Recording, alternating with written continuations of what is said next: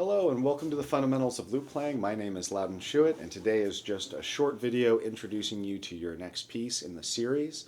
The title of the piece is The Maids in Constrite, and this is from the Pickering Lute Book, which is dated around 1616, though it probably was a little earlier and went a little bit later. It's a collection, a manuscript, and this is an interesting, lovely little piece.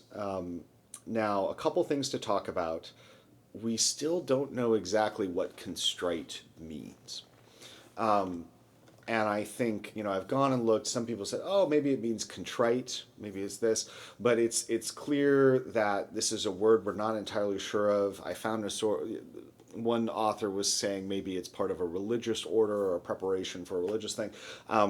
We don't know exactly what it means. It's sort of a cheerful little tune. It's got this nice little melody. And so I'm not entirely sure. Now, maids, of course, does not mean a cleaning person. Maids, in general, at this time meant a young, unmarried woman.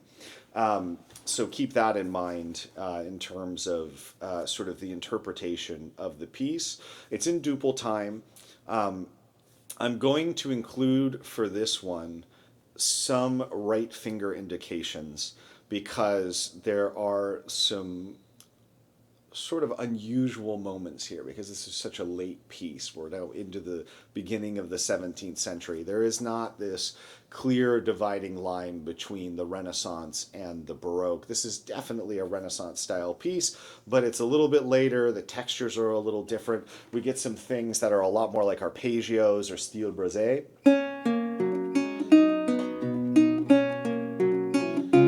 And we have to kind of come at that from a different way. If you tried to do that with all thumb, it's a little awkward. You can do it. But I want to just include some helpful editorial right-hand fingering. So keep in mind, I do not believe in the original source that there are any right-hand fingerings for this one, not even the usual index finger dots. But I will put those in, and I will make a little note that they're editorial. You can change them if you'd like to. And then what I'm going to do is in the next video, we're going to talk about accommodation. Now, accommodation is when we look at a piece of music and we find a really awkward moment or a difficult moment or something that doesn't quite bring out the passage in the best way, especially in performance. And what I want to talk about is when is it appropriate to change the score and how do we go about doing that? And is this something that professionals do? So that will be the next video. And so when you download this score, you're going to notice that there are in the sort of at the tail end of the piece, I've included some alternate options for certain measures. And I want to make it absolutely clear that those are not from the source, but that they are potential accommodations that a player could make. And we'll dive into that in the next episode a little bit more. In terms of tempo, I mean, I suppose you could do it slowly.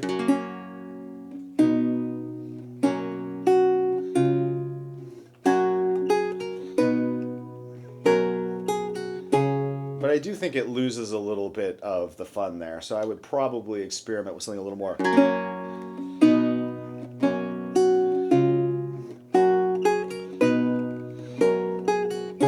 Just getting a little more energy there, and you could probably go even faster than that. But it's a lovely piece, and I hope you enjoy learning it and playing around with some of the unusual fingerings and continuing to practice playing 4 or more notes. If you have any questions, please toss them in the comments. Like I said, there's going to be a video released next week that kind of dives into this piece a little bit more. But any questions or comments, please toss those in there. I'll provide the piece in both Italian and French tablature in the description with those little accommodations at the end, which we'll talk about next week. If you're enjoying the channel so far, the best thing you could do to support it is subscribe. And if you'd like to support in other ways, I will include my Patreon link in the description. happy looting, and I hope you enjoy playing the Maids and Constrite. Have a great week. Bye-bye.